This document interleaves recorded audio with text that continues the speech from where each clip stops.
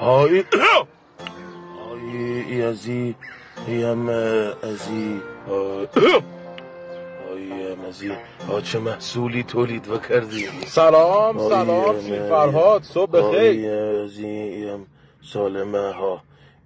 چی کار داری میکنی؟ دارم تاییدیه یه محصول جدید مانا بزنم. محصول جدید؟ هایی سومپا 132 بیت. این چه فرقی میکنه با اون قبلیه؟ هایی او آنتنش رو بیت، ای آنتنش زیره. کوری این نبفهمه. چند حالا این سومپا 132؟ هایی حالا گران و شده، ای 500 تومن بیت.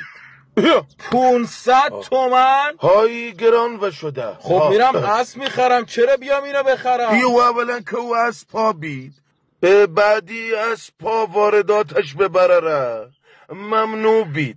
اگه بخوای وارد وکنی باید گمورک ودی.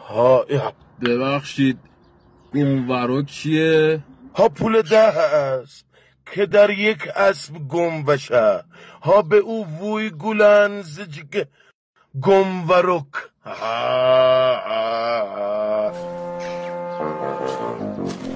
کدوم دیوانه میاد اینو بخره 500 تومن آخه؟ هایی الا برا همی 20,000 براره ای تو صف میدن، جلو هم پول وزدن.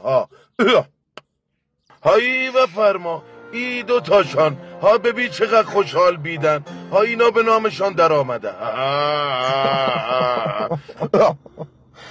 اون وقت داری 20,000 تا از اینا بدی به مردم؟ 20,000 تا نه، ای همی بید. هایی باید کره و کنه، ای کرش کره و کنه تا ای نوبت همه اینها شود.